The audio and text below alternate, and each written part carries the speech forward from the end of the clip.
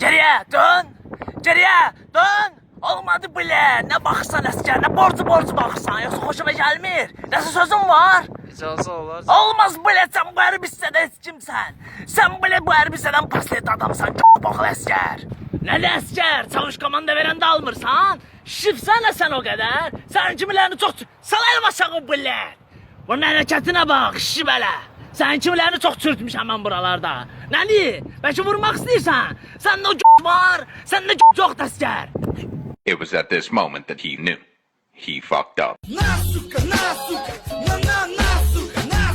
получай, сука, довела меня. Əskər bilə, sənin bu qədər şifsən mənim çavuşumu dörsən? Hə? Sənin nəsli mən prokuraturada sürtürəcəm. Birbaşa hapsa göndərəcəm səni. Basın bunu abd vaxta. Əskər! Ne fikir heyetimisən? Sen bilmirsən fikir adamı Ne olsun ki abi təhsillisən?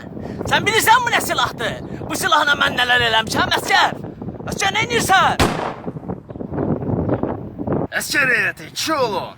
Siz özünü öldürən Petok kimi olmuyor. Öz valideynlərini fikirləşən insan heç vaxt özünə qəsd etməz. Vətən xaindi o. Bu qədər. Ne fikir etmişsən əskər? Sen bilmirsən bu harbisədə fikir etmək olmaz.